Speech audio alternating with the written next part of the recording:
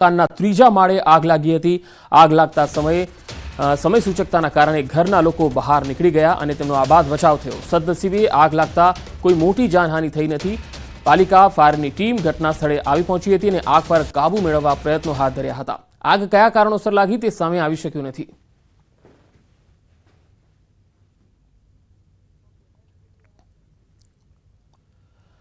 અમદાવાદના બાપુનગરમાં અસામાજિક તત્વોનો આતંક સામે આવ્યો। બાપુનગરના સુંદરમનગરમાં પાર્કિંગ બાબતે વાહનોમાં આગ ચંપીનો બનાવ બન્યો છે।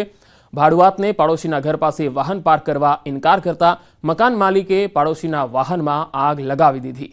પાડોશીના મકાનની બહાર પાર્ક કરેલા 2 વાહનોમાં આગ ચંપી દીધી। સમગ્ર મામલે બાપુનગર પોલીસમાં અરજી કરવામાં આવી છે।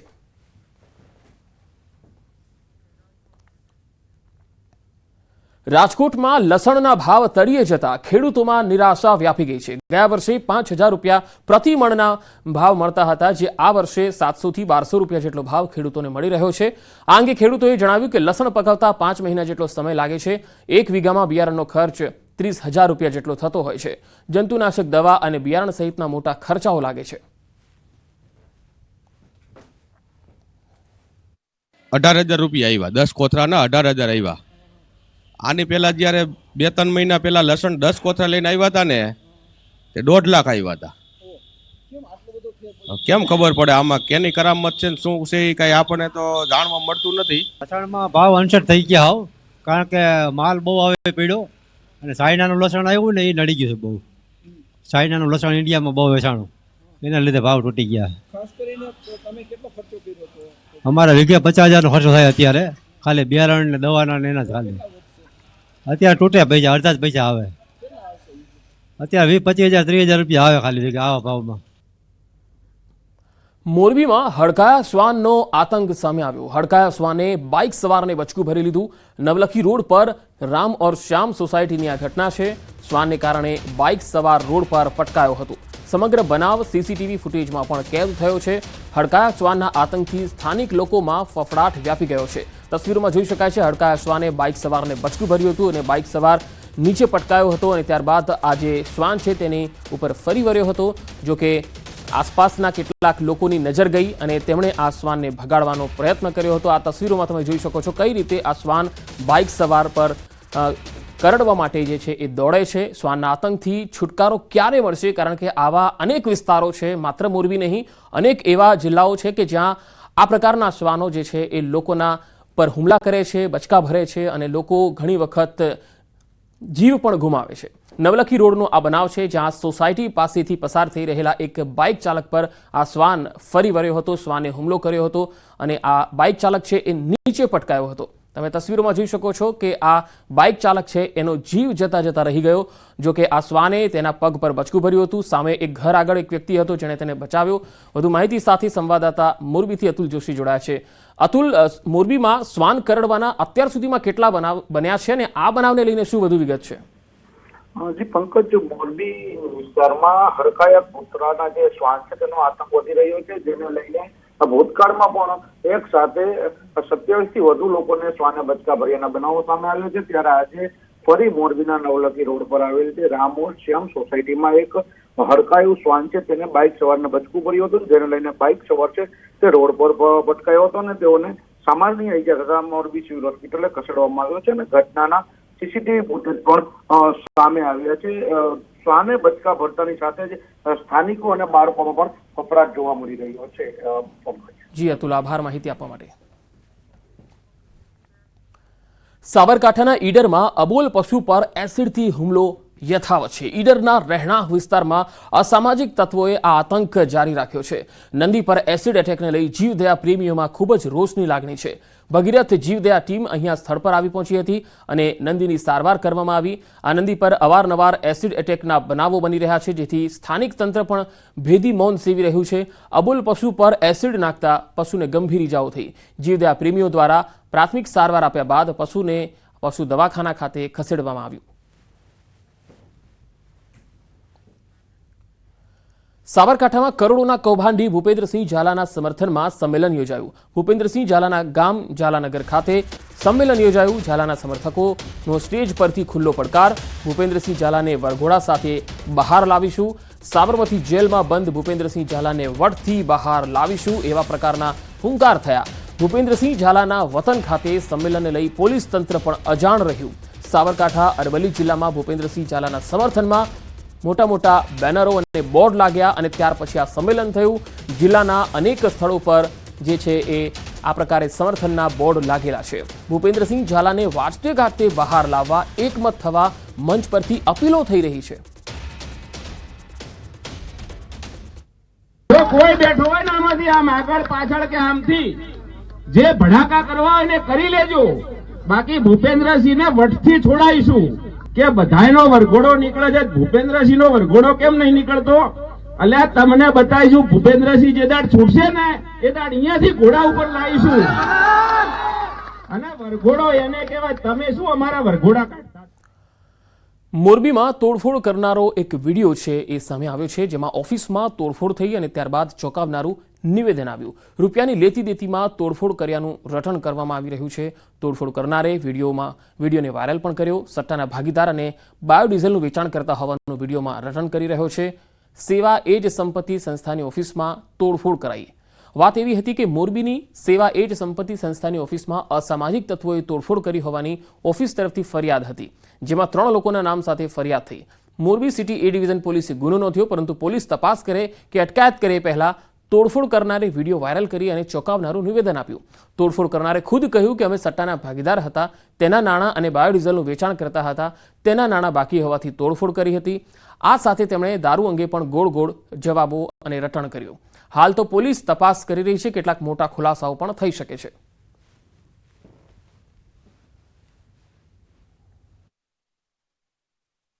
અજયભાઈ લોરિયા મારા ભાગીદાર હતા સટ્ટામાં, 50%ના મેચના સટ્ટામાં. અને અમે 3 જણા ભાગીદાર હતા. ત્રીજા વ્યક્તિનું નામ નથી આપવું. એ વ્યક્તિને આને 27 લાખ રૂપિયા નથી આપ્યા અને મને 14 લાખ રૂપિયા નથી આપ્યા. અને બીજું રહ્યું બાયોડીઝલ 2 નંબર સામખિયારી ડેલો રાખી અને 2 નંબરનો આપણે બાયોડીઝલ વેચતા, એનો પણ હું ભાગીદાર હતો. તમે એમાંય કાંઈ અમને કાંઈ આપ્યું નથી અજયભાઈ. સુરેન્દ્રનગરમાં વધુ એક હની ટ્રેપની ફરિયાદ થઈ. જિલ્લા પંચાયતના પૂર્વ સદસ્યએ આ ફરિયાદ કરી છે. હની ટ્રેપમાં ફસાવી 10 લાખની ખંડણી માંગી. 2 યુવતી સહિત 5 શખ્સો સામે ફરિયાદ થઈ. પાટડી પોલીસે ફરિયાદ નોંધી અને વધુ તપાસ હાથ ધરી હતી.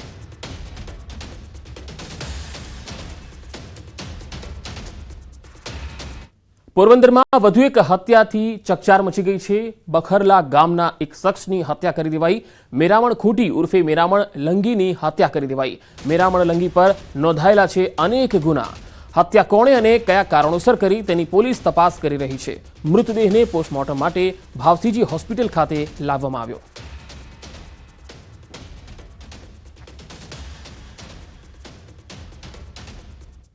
ડાંગના સાપુતારામાં અકસ્માતનો મૃત્યુઆંક 6 થયો છે. વધુ એકનું સારવાર દરમિયાન મૃત્યુ થયું છે. મૃત્યુઆંક 6 થઈ ગયો.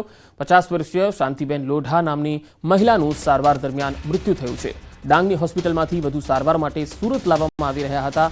ઘાયલ મહિલાને 108માં સુરત સિવિલ હોસ્પિટલમાં લાવે એ પહેલા જ રસ્તામાં મહિલાનું મૃત્યુ થઈ ગયું. 24 પ્રવાસીને ગંભીર ઈજાઓ થઈ. 21 મુસાફરોને સામાન્ય ઈજા થઈ. 25 જેટલા ઘાયલ મુસાફરોને સારવાર માટે સુરત સિવિલ હોસ્પિટલમાં ખસેડાયા. ગઈકાલે મધ્યપ્રદેશથી સુરત ખાનગી લક્ઝરી બસ પલટી ગઈ હતી.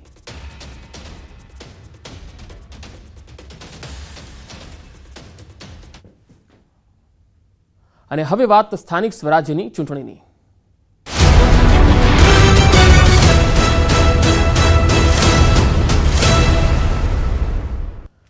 સ્થાનિક સ્વરાજ્યની ચૂંટણીમાં ઉમેદવારોએ માંગ્યું પોલીસ રક્ષણ. કોંગ્રેસના ઉમેદવાર ટેકેદારોને પોલીસ રક્ષણની માંગ. મોરબી હળવદ નગરપાલિકાની ચૂંટણીમાં કોંગ્રેસના આક્ષેપથી ગરમાવો વધ્યો છે. ભાજપ દ્વારા કોંગ્રેસ ઉમેદવારો અને ટેકેદારો અને તેના પરિવારને ધાકધમકીથી પ્રલોભનો આપતા હોવાની પોલીસ મથકે અરજી થઈ છે. ભયનો માહોલ ઊભો થતાં કોંગ્રેસના ઉમેદવારો અને ટેકેદારોને પોલીસ રક્ષણ આપવામાં આવે તેવી માંગણી કરી. કોંગ્રેસ દ્વારા હળવદ પોલીસ મથકે લેખિતમાં રજૂઆત કરાઈ. ગંભીર આક્ષેપો સાથે રજૂઆત થતા રાજકીય આલમમાં ગરમાવો વધી ગયો છે. હળવદ નગરપાલિકાના જે કોઈ પણ કોંગ્રેસ પક્ષના ઉમેદવારો છે એમના સગા સંબંધીઓને, ટેકેદારોને અને ઉમેદવારોને ક્યાંક ને ક્યાંક ભારતીય જનતા પાર્ટીના આગેવાનો દ્વારા લોભ લાલચ અને ધાકધમકી આપવામાં આવી રહી છે તેવી એક પોલીસમાં અરજી હમણાં થોડા સમય પહેલાં હળવદ શહેર કોંગ્રેસના પ્રમુખ દ્વારા આપવામાં આવી છે, ત્યારે આ ચૂંટણી આદર્શ આચારસંહિતા અનુસંધાને યોજાય અને કોંગ્રેસ પક્ષના આગેવાનોને અને કાર્યકર્તાઓને કોઈને દબાવવામાં ન આવે એવા પ્રયત્ન થાય. વલસાડ જિલ્લામાં 3 નગરપાલિકાની ચૂંટણીઓની તડામાર તૈયારીઓ ચાલી રહી છે, ત્યારે ધરમપુર નગર હવેલીના વોર્ડ નંબર 3ના કોંગ્રેસ ઉમેદવાર સંદીપ ડાભડિયા સંપર્ક વિહોણા થઈ ગયા. પાર્ટીના ઉમેદવાર સંપર્ક વિહોણા થતા કોંગ્રેસે શાસક પક્ષ પર આરોપ લગાવ્યા. જિલ્લાના કોંગ્રેસ મહામંત્રીએ જણાવ્યું છે કે શાસક પક્ષ હાર ભાડી ગયો હોવાથી અમારા ઉમેદવારને ગાયબ કરે છે. હાલ તો કોંગ્રેસના ઉમેદવાર સંપર્ક વિહોણા થતા જિલ્લાનું રાજકારણ ગરમાયું છે. આશંકા છે આ જે ઓપોઝિટ પાર્ટી જે છે અને છેલ્લા 30 વર્ષથી નગરપાલિકાની અંદર એમનું શાસન છે, પણ આજે એમને એવો ડર છે કે અમે સત્તામાં નહીં રહીએ, એટલે અમને આશંકા છે કે આજે અમારો વોર્ડ નંબર 3નો જે ઉમેદવાર છે એમને એ લોકો ક્યાંક અને એમને ગુમ કર્યો એવી અમને આશંકા છે. સ્થાનિક સ્વરાજ્યની ચૂંટણી પહેલા વલસાડ જિલ્લામાં આમ આદમી પાર્ટીમાં મોટું ભંગાણ થઈ ગયું છે. આમ આદમી પાર્ટીના રાજુ મરચા અને તેમના પરિવારે કેસરીઓ ધારણ કર્યો છે. રાજુ મરચા વલસાડ જિલ્લા ભાજપ પ્રમુખ અને સાંસદની હાજરીમાં ભાજપમાં જોડાઈ ગયા. મહત્વનું છે કે વલસાડ નગરપાલિકાના વોર્ડ નંબર 2 અને 3માં રાજુ મરચા અને તેમના પરિવારનું પ્રભુત્વ છે. રાજુ મરચા પોતે પણ અપક્ષ તરીકે ચૂંટણી લડી અને જીતી ચૂક્યા છે. વલસાડ પાલિકાના પ્રમુખ પણ રહી ચૂક્યા છે. સાથે જ તેમના પુત્ર અને પુત્રી પણ આ 2 વોર્ડમાંથી અપક્ષ તરીકે ચૂંટણી લડી અને જીતી ચૂક્યા છે. ત્યારે હાલ વલસાડમાં ચૂંટણી પહેલા જ ભાજપ મજબૂત સ્થિતિમાં આવી ગયું છે. ભાજપમાં જોડાવા અંગે રાજુ મરચાએ કહ્યું, ભાજપની વિકાસ નીતિ અને વલસાડના વિકાસને લઈને તેઓ ભાજપમાં જોડાયા છે. સાંસદ ધવલ પટેલે ભાજપની જીતનો વિશ્વાસ વ્યક્ત કર્યો. 5 વર્ષમાં હજુ તો કામ બાકી છે. આવતું નગરપાલિકાનું ઇલેક્શન, સાંસદની ગ્રાન્ટ, વલસાડના ધારાસભ્યની ગ્રાન્ટ, એ વલસાડને સહભાગી થાય અને વલસાડના લોકોને કામ મળે, તેમાં કોઈને મને એવું નથી લાગતું કે આ કામમાં કોઈને વાંધો હોય.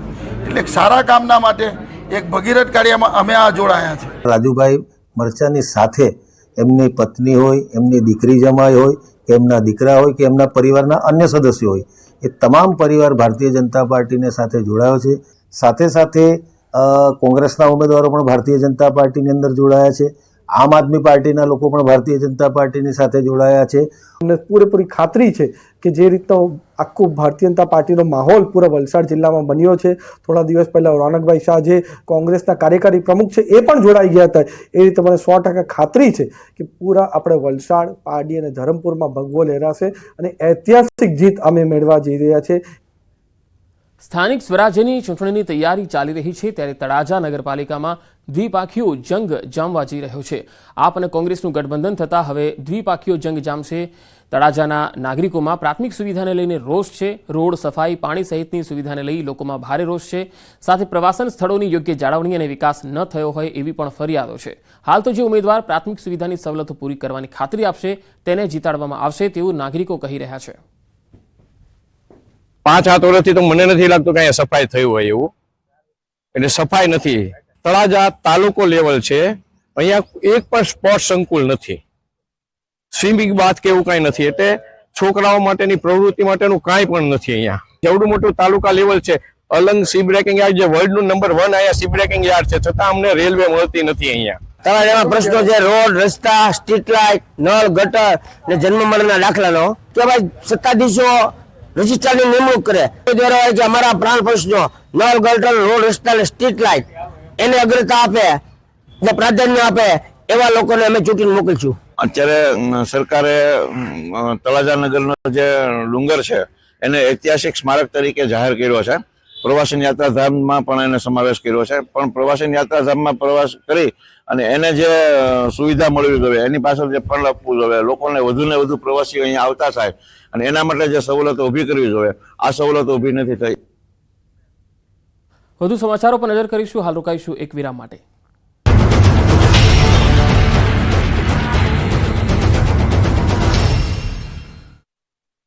મોટો થઈને ધોરાજીમાં ચૂંટણી પહેલા કોંગ્રેસને મોટો ઝટકો લાગ્યો. ધોરાજી નગરપાલિકાની ચૂંટણીમાં પહેલા સ્થાનિક આગેવાનો કોંગ્રેસનો સાથ છોડ્યો અને આપમાં જોડાયા. ધોરાજી કોંગ્રેસ પૂર્વ કોર્પોરેટરના પતિ ધર્મેશ રાજ્યગુરુ ધોરાજી શહેર ઉપપ્રમુખ ધોરાજી યુથ વિંગ શહેર પ્રમુખ પક્ષ છોડી આમ આદમી પાર્ટીમાં જોડાયા. પક્ષ પલટો કરતા કોંગી આગેવાનોએ કહ્યું કે કોંગ્રેસે ચૂંટણીમાં અવગણના કરતા અમે આપમાં જોડાયા છીએ. આ તરફ ખેડા જિલ્લાની 5 નગરપાલિકાની ચૂંટણીમાં ડાકોર નગરપાલિકામાં ભાજપ પ્રથમ બેઠક બિનહરીફ બની શકે છે. ડાકોર નગરપાલિકાની વોર્ડ નંબર 7ની બક્ષીપંચ સામાન્ય બેઠક ઉપર એક જ ફોર્મ ભરાયું છે. એક જ ઉમેદવાર રહેતા ભાજપના ફાળે આવી શકે પ્રથમ બેઠક. ભાજપના ઉમેદવાર પ્રતિશ દેસાઈ બિનહરીફ થઈ શકે. આ સાથે ડાકોરની અન્ય 28 પૈકી કેટલીક બેઠકો હજુ થઈ શકે છે બિનહરીફ. જૂનાગઢ મહાનગરપાલિકાની ચૂંટણીને લઈ રાજકીય પક્ષોમાં તૈયારીઓનો ધમધમાટ છે. ત્યારે ભાજપે વિજય વિશ્વાસ સભાનું આયોજન કર્યું. જોકે આ સભામાં સાંસદ રાજેશ ચુડાસમા અને પૂર્વ સ્ટેન્ડિંગ ચેરમેન હરેશ પરસાણાના નિવેદનમાં વિરોધાભાસ જોવા મળ્યો, જેનો વિડીયો વાયરલ થયો. સાંસદ ચુડાસમાએ કહ્યું કે છેલ્લા 5 વર્ષમાં ખરા ન ઉતર્યા હોય તો આગામી સમયમાં આવી ભૂલ નહીં થાય. તો બીજી તરફ હરેશ પલસાણાએ ટકોર કરી કે સોશિયલ મીડિયામાં ભાજપનું કામ નીચું દેખાડવામાં આવે ત્યારે કાર્યકરોએ આ બાબતે લોકોને સાચી હકીકત બતાવવાની ફરજ છે. છોટાઉદેપુરની આ પ્રસૂતાની પીડાને શબ્દો આપવા શક્ય નથી, કારણ કે કપરી પીડા સહન કર્યા પછી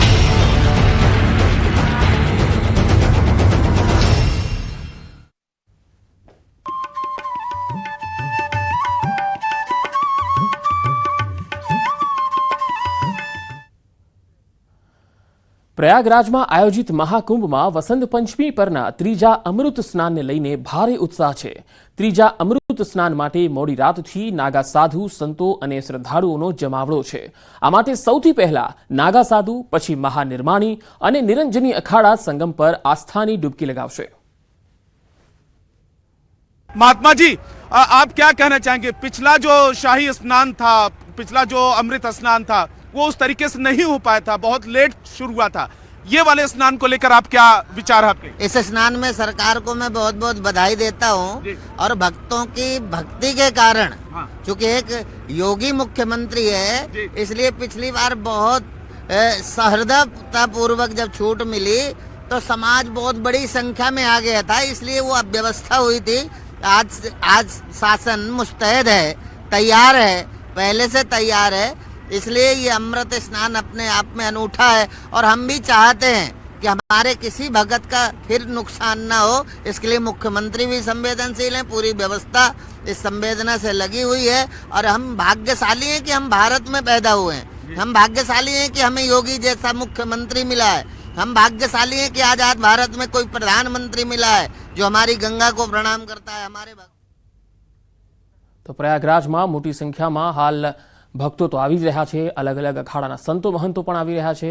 તો ઓરેશન 11 ચલાવીને ક્રાઉડ મેનેજમેન્ટ સ્પેશિયલ પ્લાનથી વ્યવસ્થા કરાઈ છે. મુખ્યમંત્રી યોગીના નિર્દેશ પર આ યોજના બનાવાઈ છે અને શ્રદ્ધાળુઓની સુરક્ષા માટે વન વે રૂટ તૈયાર કરાયો છે. ત્રિવેણી સંગમ પર સૌથી વધુ ધસારાને રોકવા વધુ પોલીસ બંદોબસ્ત પણ ગોઠવાયો છે. મહાકુંભ મેળાના પ્રશાસને પોન્ટૂન બ્રિજની કામગીરી અંગે માહિતી જાહેર કરી. સંગમથી ઝુંસી પહોંચવા માટે પોન્ટૂન પુલ 2, 4, 8, 11, 13, 15, 17, 20, 22, 23 અને 25 ખોલી દેવામાં આવ્યા હતા. 16, 18, 21 અને 24 નંબરના પોન્ટૂન પુલ છે તેને ઝુંસીથી સંગમ પહોંચવા માટે ખોલવામાં આવ્યા હતા.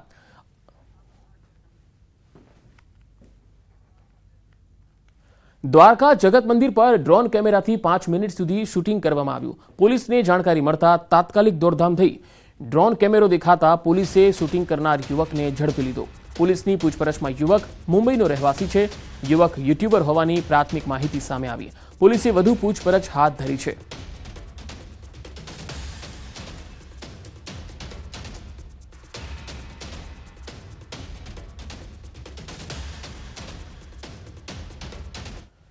નવસારીના મરોલી 4 રસ્તા પાસે અકસ્માત થયો. આઈસર ટેમ્પો બેકાબુ બની જતા દુકાનમાં અથડાયો. દુકાન સાથે મોબાઈલ ફૂડ વાનને પણ નુકસાન થયું. અકસ્માતમાં કેટલાકને ઈજા થતા 108 દ્વારા સારવારથી ખસેડવામાં આવ્યા. આઈસર ટેમ્પોએ દુકાનમાં ટેમ્પો અથડાવતા દુકાનમાં નુકસાન થયું હતું. અકસ્માતને લઈને મરોલી પોલીસ પણ દોડતી થઈ હતી.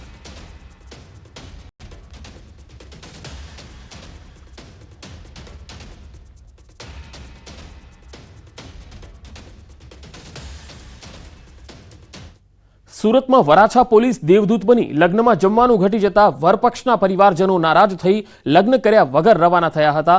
વરાછા પોલીસને જાણ થતા બંને પક્ષોને પોલીસ મથકે સમજાવવામાં આવ્યા. વરાછા પોલીસમાં લગ્ન વિધિ આટોપવામાં આવી. વરરાજા પક્ષને સમજાવી રાજી કરવામાં આવ્યા. બંને પરિવારનું વરાછા પોલીસ દ્વારા કાઉન્સેલિંગ કરાયું. વરવધુએ લગ્ન કરી અને સંસારની શરૂઆત કરી. સાચા અર્થમાં વરાછા પોલીસે સામાજિક જવાબદારી નિભાવી. વરરાજા રાહુલ મહંતો અને અંજલિ કુમારી મિન્ટુ સિંહના લગ્ન વરાછા પોલીસ મથકમાં પૂરા થયા. વરવધુમાં ગાજતે વાજતે હાર ટોળા કરાવી અને લગ્નવિધિ પૂરી કરવામાં આવી. બંને પક્ષોને લગ્નવિધિ કરાવી અને વિદાય અપાઈ.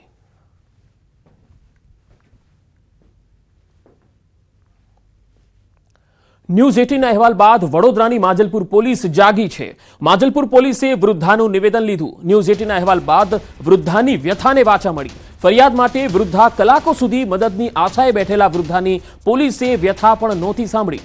વડોદરાના માજલપુર પોલીસ સ્ટેશને વ્યથા કહેવા ગયેલા એક વૃદ્ધાને કડવો અનુભવ થયો હતો. કલાકો સુધી મદદની આશાએ બેઠેલી વૃદ્ધાને મદદ ન મળી અને વિલા મોઢે પાછા ફરવું પડ્યું હતું. વૃદ્ધ મહિલાને કલાકો સુધી બેસાડી રાખ્યા બાદ પોલીસે વ્યવસ્થા નહોતી સાંભળી અને તેની વ્યથા પણ નહોતી સાંભળી. વૃદ્ધ મહિલાની આંખોમાં આંસુ છતાં પોલીસ નિષ્ઠુર બની હતી. એક તરફ રાજ્યમાં વૃદ્ધોનું સન્માન કરવું અને વૃદ્ધોની ગરિમા જાળવવી તેવી સુફિયાની વાતો કરવામાં આવે છે, ત્યારે સંસ્કારી નગરીમાં જે ગરિમા છે તેને કલંક લગાવતી ઘટના જે છે તે સામે આવી છે. માજલપુર પોલીસ સ્ટેશન હદ વિસ્તારમાં જે સોસાયટી આવેલી છે અને સોસાયટીમાં એક વૃદ્ધ માજી છે, તેમને તેમના પુત્રવધુ અને પુત્ર દ્વારા જે અત્યાચાર છે તે કરવામાં આવી રહ્યો છે. અને વૃદ્ધ માજી તમે જોઈ શકો છો અહીંયા માથાના ભાગે તેમને ઈજાઓ પહોંચી છે અને આ ઈજાઓ કોઈ પારકાય નહીં, પરંતુ તેમના પેટે જનેલા પુત્રએ અને પુત્રવધુએ જે છે તે ઈજા પહોંચાડી છે. તેમની સાથે વાત કરીશું. માજી, આ કેવી રીતે વાગ્યું? પથ્થર મારો. કોણ મારે? છોકરીએ. કેમ તારો હતો મને પથ્થર મારે. બધું કેમ માર્યું? કેમ શું લેવા મારે? મેં તો વાનો ગાજે છે. મેં કીધું મારા સંદાસ મેં જાઉં પાણી છે સંદાસ વગર નાખે પેપા ન બોલતી છે. સંદાસ મેં નહીં જવા દેતો, નહીં ખાવા દેતો. કોડીનાર નગરપાલિકા ચૂંટણી મામલો. ભાજપ અને કોંગ્રેસના સમર્થકો આમને સામને આવી ગયા. ભાજપ અને કોંગ્રેસના નેતાઓ વચ્ચે ઉગ્ર બોલાચાલી થઈ. નેતાઓ અપશબ્દો બોલતા મામલા વધુ ઉગ્ર બની ગયો. પોલીસની હાજરીમાં ભાજપ અને કોંગ્રેસના નેતાઓ બાખડ્યા હતા. ભાજપના પૂર્વ સાંસદ દિનુભાઈ સોલંકી અને શિવા સોલંકી પણ હાજર હતા. કોંગ્રેસ નેતા માનસી સોલંકી અને દિનુ સોલંકી વચ્ચે ઉગ્ર બોલાચાલી થઈ. ફોર્મની ચકાસણી દરમિયાન બંને પાર્ટીના નેતાઓ ઉપસ્થિત હતા. તો કોડીનાર નગરપાલિકાની ચૂંટણી દરમિયાન ભાજપ કોંગ્રેસના સમર્થકો આમને સામને આવી ગયા હતા અને પોલીસની હાજરીમાં જ બાખડ્યા હતા. કોડીનાર નગરપાલિકાની ચૂંટણી સમયે બંને પાર્ટીના સમર્થકો છે એ આમને સામને આવી ગયા હતા અને બાખડવા લાગ્યા હતા, ઝઘડવા લાગ્યા હતા. ઉગ્ર બોલાચાલી થઈ હતી. ભાજપના સમર્થકો પણ હતા અને કોંગ્રેસના સમર્થકો પણ હતા. નેતાઓ અપશબ્દ બોલતા મામલો વધુ ઉગ્ર બન્યો હતો. માનસી સોલંકી અને દિનુ સોલંકી વચ્ચે ઉગ્ર બોલાચાલી થઈ ગઈ હતી. જોકે ફોર્મ ચકાસણી સમયે બંને પાર્ટીના નેતાઓ બાખડતા પોલીસે સમગ્ર મામલાને થાળે પાડવાનો પ્રયત્ન કર્યો હતો. તો ભાજપના પૂર્વ સાંસદ દિનુભાઈ સોલંકી અને શિવા સોલંકી પણ આ સમયે હાજર હતા. કોંગ્રેસ નેતા માનસી સોલંકી અને દિનુ સોલંકી વચ્ચે ઉગ્ર બોલાચાલી થઈ હતી.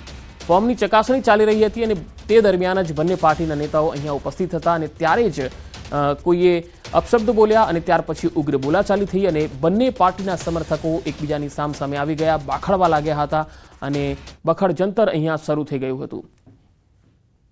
તો ફોર્મની ચકાસણી દરમિયાન ભાજપ અને કોંગ્રેસના સમર્થકો આમને સામને આવી ગયા હતા.